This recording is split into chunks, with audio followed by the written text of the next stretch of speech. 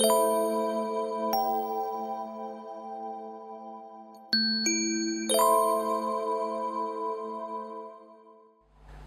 şeyi tersten anlatacağım. Tersin düz çıkmasına hazır olun. Niye çözüm yok zannediyoruz? Çünkü olmayacağına inandıran bir baskı altındayız. Bu baskıyı topluma taşıyan medya havuzudur. Fikirleri açıkmış gibi görüntü veren medya, çözüm olmayacağına inandıran zincirin ucudur. Medya çözümün siyasetten, siyaset eğitimden ve eğitim de bilimden geçtiğini esas alır. Eskiden bu zincir bilimden değil, dinden başlıyordu. Eğitim sistemi dini esas alıyordu. Ama şimdi bilimi esas alan zincirin yine çözümsüzlüğe çıktığını görüyoruz. İki türlü de çözümsüz kalanın yerine esas alınacak bir üçüncü olabilir mi? Olamaz diyorsanız ya din ya da bilim kafasındasınız ve başka kafa olmaz zannediyorsunuz. Olursa uydurmadır, safsatadır diye modern yani anlamsız düşünüyorsunuz. İnsanlık geçmişte gerçeği doğru zannederek yanlış yaptı. Ama şimdi daha beteri yanlışı serbest bırakarak doğruya ulaşacağını zannediyor. Artık dinde, bilimde olmayan doğruluğun zincire esas olacağı zamana geldik. Başka türlü yok olup gideceğiz. Modern dünya her şeyi saptırıp yozlaştırdı. Bu yozlaşma gürültüsü içinde şaşkın kalan insanlar siyasete muhtaç kaldı. Siyaset kendisine muhtaç bırakan bu gürültüyü yaşadığı çalışma ortamı zannediyor. Şimdiki siyaseti akvaryumdaki balık, yozlaşmayı onun soluduğu su gibi düşünün. İnsanlık doğru yanlış ayrımı yapma sorumluluğunu bilime terk etmiş, bilim de siyah beyaz demeden her konuyu grilerle öğretirken istediği siyaseti dayatabilme özgürlüğüne sahip olmuştur. Çözümsüzlüğün kökenini sorarsanız sizi bilim akademilerine gönderirler. Orada bir cevap bulamayacaksınız çünkü size net bir cevabın olmayacağını öğretmeye kalkacaklar. Sonuçta insanlığı çözümsüz bırakmak, yaratılan kargaşa ortamında toplumların kolay yönetilmesini sağlıyor. Bu ortamda kendi toplumunu manipüle etmeyi beceren kurnazlar yetenekli siyasetçi yerine geçiyor. Siyasetçi işinin önüne itilen konularla satranç gibi oynamak olduğunu zannediyor. Belirsizlik siyasetini izlemeye çalışan halk, siyasetçilerin çok zor bir iş yaptığını, süper yetenekli insanlar olduğunu düşünüyor. Birisinin süper beyin, sıra dışı insan, dahi gibi gösterilmesi diğerlerini aşağılayarak boyunduruk altına almaktır. Çok para harcanan süper kahraman filmleri toplumların kendini yetersiz hissetmesi içindir. Modernizmle kurulan sömürü mekanizması ülkesini sömüren, siyasetçiyi de sömüren düzen şeklinde beyaz ırkı egemen etmektedir. Bu yüzden tehdit veya savaş hep hazırda tutulmakta, giden tehdit veya savaşın yerini yenisi almaktadır. Seçilmiş liderlerin yanlış kişiler olduğunu düşünmeyin. Kimin seçileceğine yaşatılan ortam karar veriyor. Sömürenlere hizmet eden siyasetçi varlığını sürdürebildiği için halkın neyi seçeceği de baştan belli oluyor. Halk kimi seçerse seçsin, düzenbazlık değişmiyor. Dayanaksızlıktan dolayı neyin hak, neyin suç olduğunun yoruma açık kalması hangi siyasetçinin doğru, hangisinin yanlış yaptığını belirsiz bırakıyor. Neyin hak, neyin suç olduğu belirsiz kaldı. Siyah beyaz kalmadı, her şey gri. Halk artık düzenbaz tarafı seçmenin genel çözümsüzlüğe uyuma şekli olduğunu düşünüyor. Kim böyle düşünmemizi istiyor? Modernizm, insani değerleri aşağılayan Roma politikasının yozlaştıran şeklidir. Doğru yanlış belirsiz edilmişken grileri savunmayı size bırakıyorlar. Zulümden yana davranan Romalı'ya dönüştünüz. Grilerden oluşan dayanak boşluğunu savaş çıkaranlar kullanıyor. Zincirin başında artık din bilim değil, Roma politikası vardır. Uygulama altyapısı modernizmdir. Yine yeni çağ başlatma zamanı gelmiştir. Çözümsüzlükten beslenen siyaset bir zararlı şekline gelmişken dünya çapında doğruyu yanlıştan ayırmayı unutmuş insanlığa umut olmak zorundayız. Hem çözüm var hem de henüz insanlığın değerini bilmediği doğal bir kurum var. Dişi doğasından gelen yaşamın garantisi olma altyapısı insani boyutta henüz kullanıma açılmamıştır. Nasıl erkek adam olmuş ve dünyada insanlık diye bir boyut açılmışsa şimdi adam ile eşit edilip varlığı yok edilmiş kadınlığa hayat vereceğiz. Adamlar, ülkeler, siyasetler hatta fikirler ayrıdır. Hatta hepsine üç kağıt açan kurnazlar karmaşadan yanadır. Ama dünyada sürekliliğin altyapısı olan tek bir kadınlık vardır. Bilim, siyaset, adalet, ülke ve ordulardan hatta şimdiki düzenbazlardan daha taban olan bir kontrol altyapısı hayata gelecektir. Kadınlığı kurumsallaştırdığımızda dünya çapında tek bir altyapı elde edeceğiz. Doğada kaynağın dişilik olması gibi kadınlık da insanlığın ana varlığı olacaktır. Kadınlık bir soruna ayak bastığında evren boyun eğmek zorundadır. Kadınlık hayata ayak basacaktır. 1900'lerde modernizm insanlık gelişimini doğrultusundan saptırdı. İnsanlığı çıkmazda bırakan sapma şimdi dünya siyasetini kırılma noktasına getirdi. Bizdeki CHP gibi dünyadaki kimliği ilerici olan partilerin hepsi sapan gelişim yüzünden siyasette çaresiz duruma düşüp tutucu partilerin gölgesinde kaldılar. Faşistçe davranmak durumunda kalan tutucu partiler bu ortamın sorumlusu değildir. Tutucu parti elde ne varsa ona tutunacaktır. Eğer modernizmden başkası yoksa tutunacağı odur. Temelden saptırılan gelişim ile ilerici kitle aciz bırakılmıştır. Çözümsüzlüğü dayatan modernizmle ilerici parti gelişemediği ve tutucu partilerde yanlışlara tutunmak durumunda bırakıldığı için insanlık dışı olaylar içinde hep beraber batıyoruz. Tutucu parti örneğini AKP ile daraltmadım ama CHP'nin durumu dünyanın diğer sözde ilerici partileriyle aynı değildir. Atatürk devrimleri İstanbul'un alınmasından 500 yıl sonra gerçekleşmiş büyük bir atılımdır ama yeterli değildir. Batı'nın kendisi varken Batı'ya göre Atatürk kopya bile değildir. Atatürk'ü öven Batı'nın hedefi Doğu'yu sömürmek için Türkiye'yi kullanmaktır. Atatürk'le başlayan bizdeki farklılığı Batı, kimliksizlik, kişiliksizlik veya kendisinin kötü kopyası zannetmektedir. Bu görüşü içeride paylaşanlar da Atatürk'e ters taraftan karşı olup istenen karmaşayı yaratmaktadır. Dini esas alan düzeni, bilimi esas alarak düzelteceğim diyen Batı'nın yaptıklarının sonuçta insanlığın zararına çıkması, hatta düzenbazlık şekline gelmesi kökten çözümle durdurulabilir. Dünya çapındaki bu sorun, Türkiye çapında değil, dünya çapında kökten tasarlanan çözümle aşılacaktır. Atatürk ne bırakmışsa ondan da sapmış CHP zihniyetinin Türkiye çapında değil, dünya çapında ilerici anlayışa geçmesi zor gibi gözüküyor ama başka yolu yoktur. Tüm partilerin üstlenmesi gereken siyaset üstü bu sorun Türkiye bekası değildir. İnsanlık bekasıdır. Konu akademiktir. En temel altyapıdan hatta bilim ile dinler birlikte düşünülerek düzeltileceği için bir daha bozulmayacak bir çözümle umudu somutlaştıracağız. Seçenek bırakılmadığı için seçilmiş krallar tarafından yönetiliyoruz. Erdemleri aşağılayan Roma zihniyeti toplumlara ilkel duygularla yaşamayı dayatıyor. Gelişim medya havuzunda susturuluyor veya gündemlerle sansürleniyor. Avrupa'nın dünyayı bilimden başlayan zincirle yönetme vaadi 100 yıl önce çökmüştür. Durumu modernizmle idare edeceklerini zannettiler ama her şeyi sıfırlama zamanına geldik. Sıfırlayıp yerine ne koyulacağı konusunda anlayışları, medeniyetleri, kültürleri yani zihniyetleri yetersizdir. Avrupa ırkının kültürü ilkeldir. Kıta coğrafyasındaki doğal engeller Avrupa'yı kültürel ilişkilerden uzak tutmuştur. Bin yıllar boyu gelişen insanlıkla kültürel ilişkisi olmayan Avrupa'nın dünya ile iletişime geçmesi savaşlar yoluyladır. Avrupa ırkı hem kültür hem de evrim yani hem insani hem de doğal olarak eksik yapıdadır. İlkel erkek bedeni üstüne eklenen insan aykırılığı ağır basınca bilgi yaratan adam özelliği açığa çıkıyor. Y kromozomlu erkek doğası gibi Avrupa'nın ilkel kalan beyaz ırkı da bilgi yaratma yeteneğini evrim ve kültürel eksikliğinden almaktadır.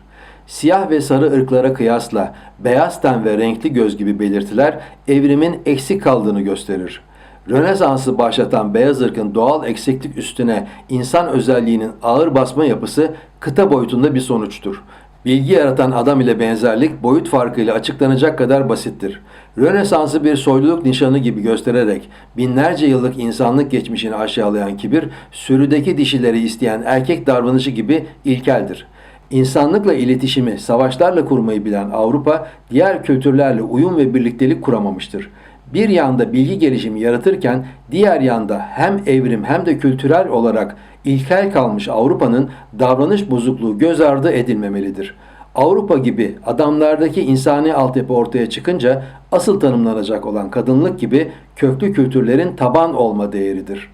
Avrupa'nın nükleer silahı giden güçlenme sürecinde bu ırkın neden dünya savaşları çıkaran bir davranış bozukluğu gösterdiğini analiz etmek mümkündür. Erkeklerin kolayca kavga edip çözümsüzlüğü körüklemesi aynı altyapıdır. Dünya çapındaki çözümsüzlüğün Avrupa'dan gelmesi şaşırtıcı değildir. Millet bir kişiden büyüktür diyerek demokrasiyi yaratan Avrupa'nın şimdi toplumları kral seçen şekle getirdiğini görüyoruz. Evren kadınlığa boyun eğer demiştim. Toplumda kendine yer arayan kadınları yanına çeken Avrupa, modernizme boyun eğdirmek için kadınları kullanmıştır. Kadınlar hangi doğal veya insani altyapı ile modern adama hayrandır. Kadınlar doğal da insani de olmayan yozlaşmaya hayran edilmiştir. Konuyu sanat açısından da kıyaslamak, gelişimin nasıl her taraftan baskı altına alındığını anlamak için önemlidir. Modern sanat saçmalığını anlıyormuş gibi yapanların kadınları içine alarak çoğalması kendimizi iyice kaybettiğimizi gösteriyor. Oysa Türk kültürü anlıyormuş gibi yapmaz. Anlamsızlığı dayanak almayı veya dayanaksızlığı anlamlı bulmayı reddeder. Sanat toplum paylaşıyorsa vardır. Türk kültürü hep anladığını, anlamı olanı paylaşmıştır. Eskiden toplumlar bir neslin bıraktığı yerden diğer neslin devam edeceği gelişimi saklar, korurdu. Toplumun çevresinde biriktirdiği gelişimi temsil eden bu birikime tam olarak eğitim sistemi demek yeterli değil. Çünkü toplumun sonraki nesle devrettiklerinden fazlasını kapsıyor. Kültürden fazla anlamı olan bu alan, lisan, inanç, coğrafya ile belirlendiği için diğer kültürlerin varlığına bağlı çeşitlilikle kültür kavramından üst bir bütün oluştururdu. Şimdi bu bütünlük modernizmle tek tip ve gelişimden uzaklaşan yozlaşma içindedir. Dıştaki bu gelişim alanı toplumu şekillendirecek etkilerin biriktirildiği alandır. Örneğin MHP gibi milliyetçi partiler toplumu yetiştiren bu çok başlı etkinin sorumluluğunu taşırlar. Modernizmle dünya çapında ortadan kaldırılan bu etki nesilleri yozlaştırıp zihinsel dağılmaya yöneltmektedir. İnsanlık bir sonraki nesli geliştirmeye yöneltecek bu dıştaki yetiştiren birikime artık hakim değildir. Modernizmden etkilenmediğini iddia eden kendini kandırmaktadır. Sorun dıştaki birikimin sömürü esaslı bir dolandırıcılık ile anlamsızlığı dayanak alan veya dayanaksızlığı anlamlı bulan modern şekle getirilmiş olmasıdır. Bir batağın içindeyiz, batıranlar bile batağın içinde ne yapacağını bilmemektedir. Modernizmle dağılmış kafalar veya modernizme karşı olup kendini dine, bilime verenler bile ne yaparsa yapsın Avrupa'nın çözümsüzlük siyasetine hizmet eden karmaşanın parçasıdır. Bilimi işlerine gelen şekle sokup insanlığın gelişim doğruluğunu bozdular. Bilimi modernizm propagandası yapan şekle nasıl soktuklarını anlamak zorundayız. Esas alınan bilim deneyselliği esas aldığını söylüyor. Bir deneyin hep aynı net sonucu verdiğini iddia etmek genel görecelilik yasası ile tutarsız bir söylemdir.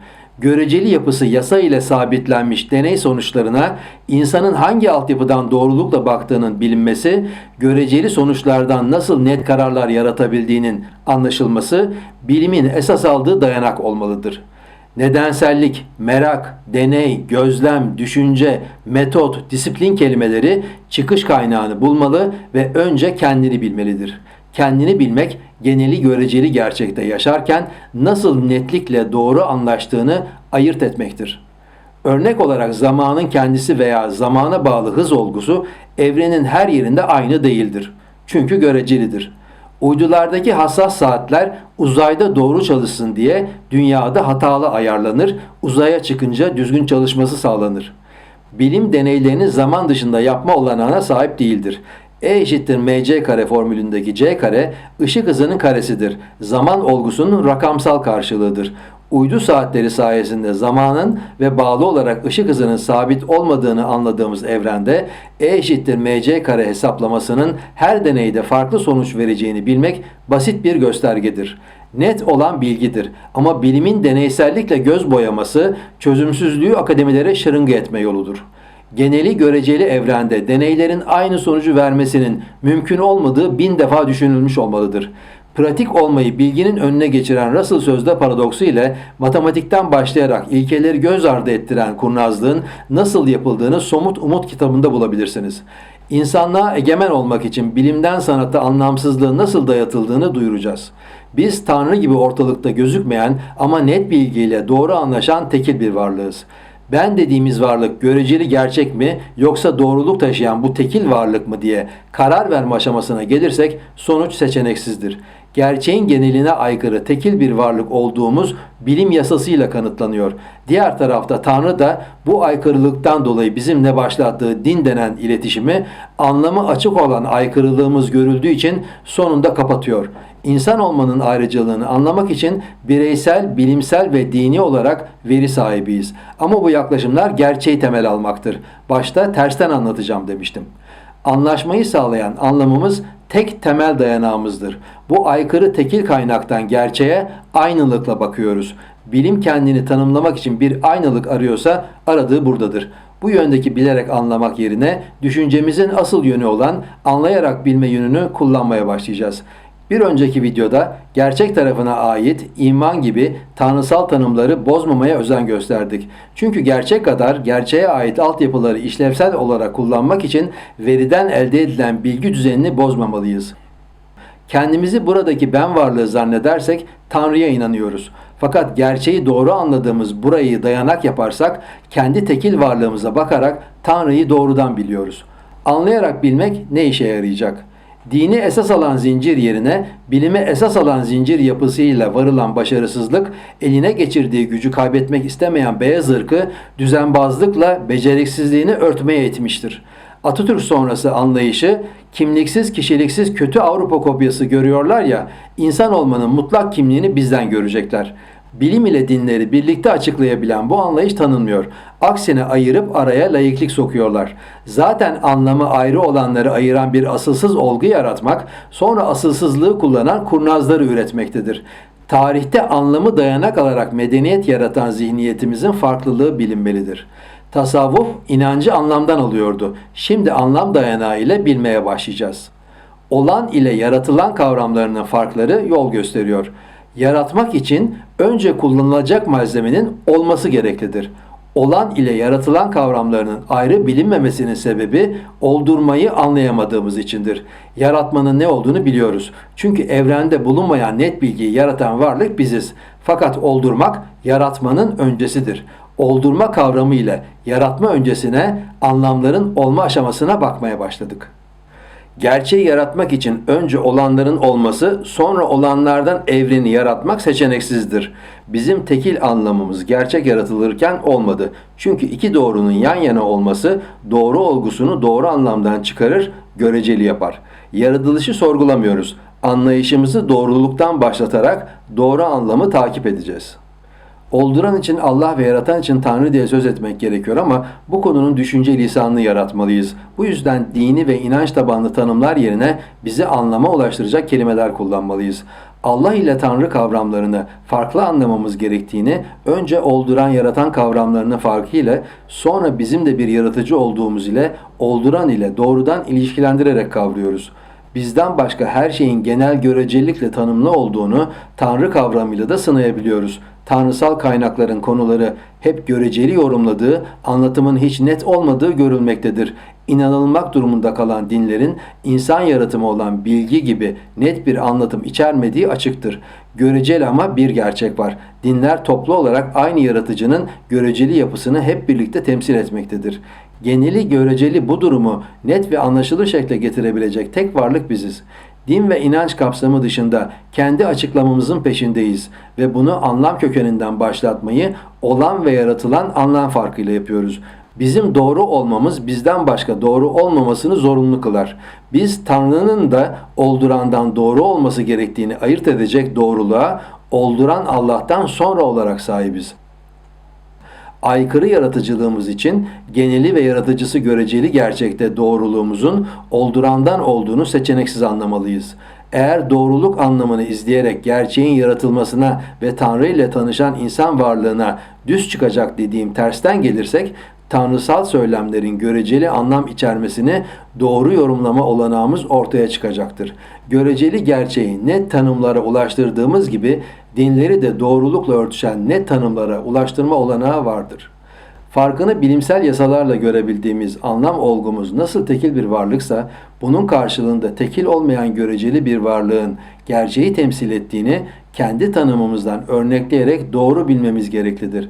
Bu Tanrı bilgisini bize seslenen Tanrı'dan almıyoruz. Kendi anlamımızdan, kendimizi doğru bilerek din bilim dışındaki anlam konumumuzdan yapabiliyoruz. Toplamda sadece anlam doğruluğunu izleyerek anlam konumumuzdan gerçeğe bağlantı sağlayınca hem din hem de bilim dışında kendini bilen açıklamamıza altyapı yaratmış oluyoruz. Bilgi gelişiminden sonra anlam gelişimi öncesinde benzeri olmayan biçimde mutlak bir dayanağa sahip olarak akademilere kadar taban oluşturacaktır. Sonuçta inanmak ve kabullenmek yerine kendimizi netlikle bilerek her şeyi doğru anlayabilen mutlak bir dayanağa sahip olmak mümkündür. Anlayışımız gerçek ötesine taşma özelliğine sahip olsa da ulaşılacak sonuçların sınırı vardır. Bu sınır bir yönde vardır ama diğer yönde sınırsız olduğunu da göstermektedir. Bu önemli çünkü bilimde net bir cevabın olmayacağını öğretmeye kalkanlar her türlü göz boyama ve zihin bozma yöntemini uygulamaktadır. Agnostizm ile insanı sınırlı bir varlık gibi gösterip aşağılayan akımlara verilmesi gereken cevap buradadır. Sınıra bakıp asıl diğer yönde sınırsız olduğumuzu görmek gereklidir. Anlamımız tekil doğruluk yapısıdır. Sınır anlayışımızın doğrulukla sınırlı olmasıdır. Doğru olmak ile sınırlanmak göreceli gerçeğin mükemmelliğinden fazla ve bir üst olgudur. Çünkü sonradan olduk.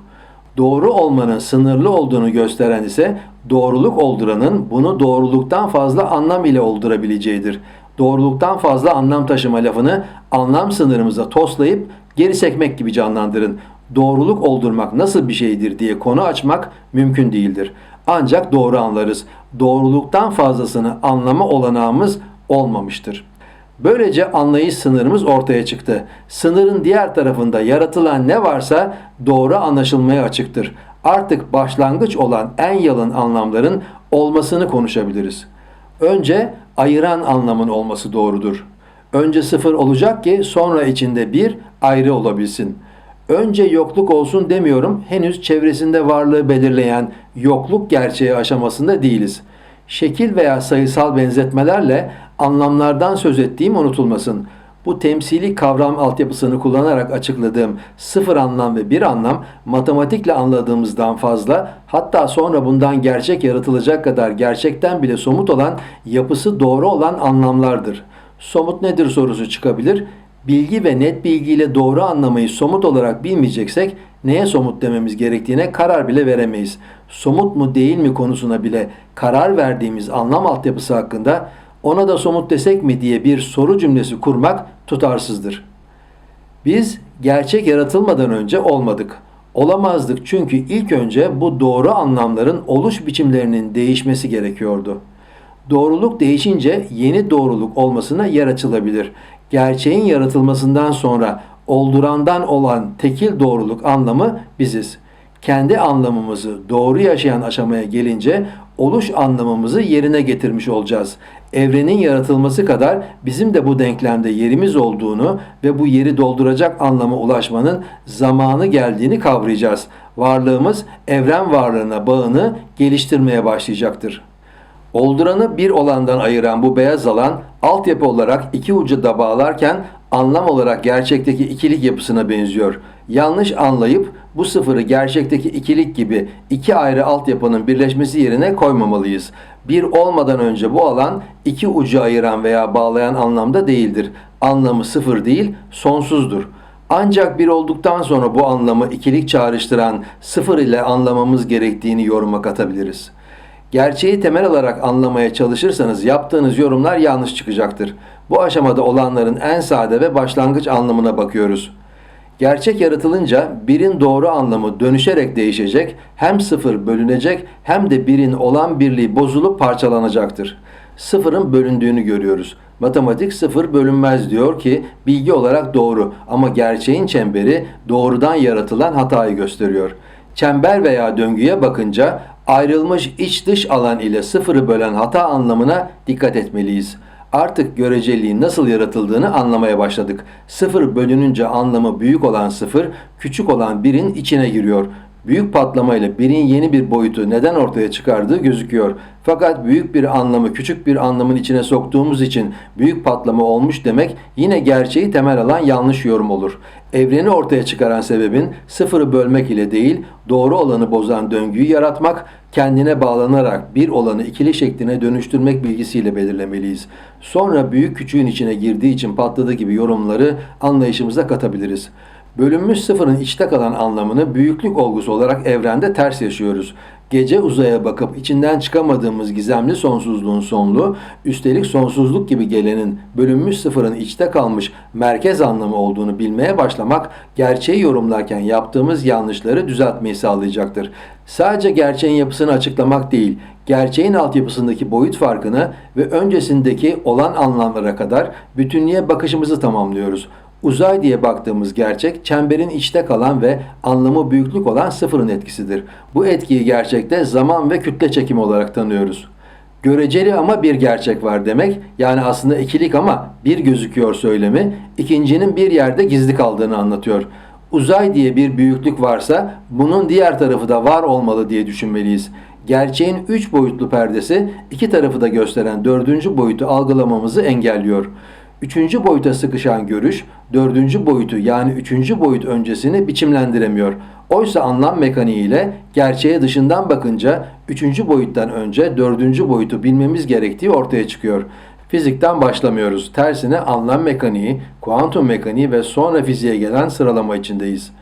Anlam mekaniği ile dördüncü boyutu şekillendirmek sadece bir örnek değildir. Önündeki gerçeği tümüyle bilecek olan anlamımızın konumunu kavramak için ucu açık bir yöntemdir.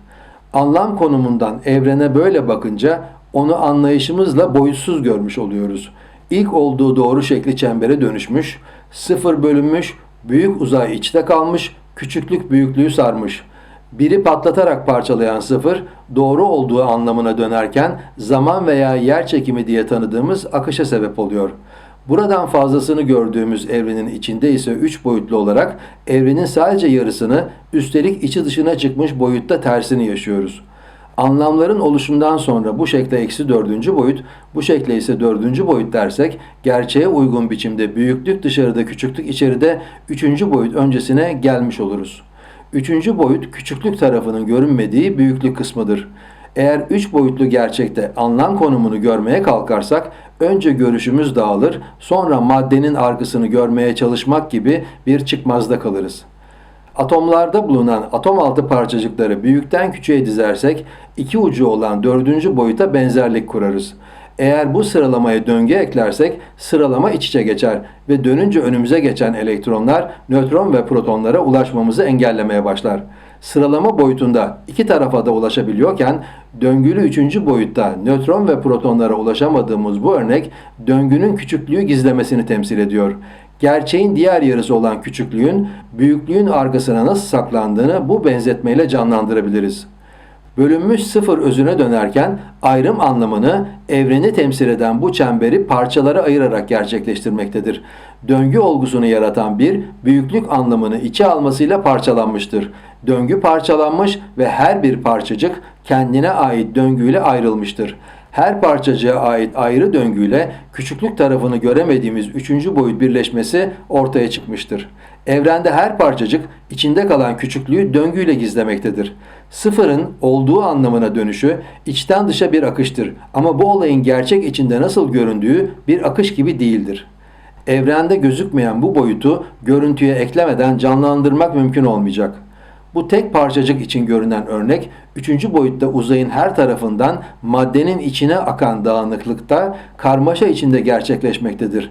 Kuantum mekaniği ile farkında olduğumuz diğer taraf, döngülerin arkasında gizli kalan küçüklük gerçeğidir.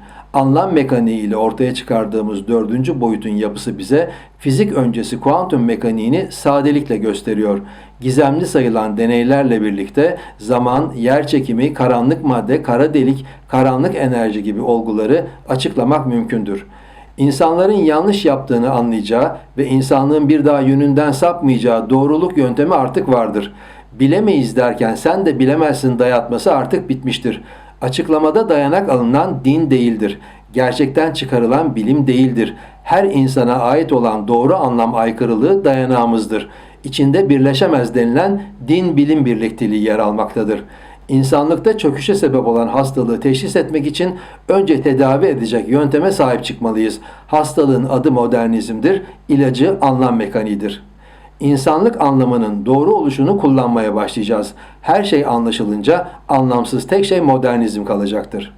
Hayatımızın anlamı olan kadınlık, varlığına ait kurumlara sahip değildir. Kurumsal hayatta hem kadınlık anlamı hem de dişilik gerçeği yoktur. Kurumsal hayat adam varlığıyla yarımdır. Son medeniyetimiz Osmanlı'dır, o da Fatih Sultan Mehmet'e kadardır. Atatürk ile neyi kazandığımızı başkalarına sormadan kendimiz anlayacağız.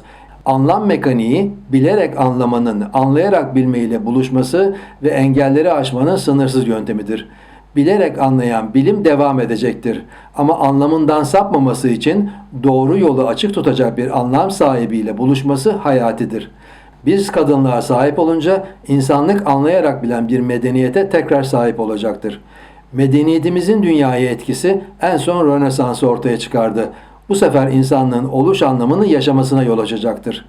Sıfır bire tabandır. Anlam bilgiye tabandır. Kadınlık adama tabandır. Ahlak adalete tabandır. Ar adil olmanın tabanıdır. Aşk dürüst olmanın tabanıdır. Vicdan aklın tabanıdır. Tabanımıza kavuşmak üzereyiz. Saygınlık saygının tabanıdır. İnsanlığa medeniyetimizin saygınlığını yine göstereceğiz. Yaşanmamış kadınlık mutlak olmak üzeredir.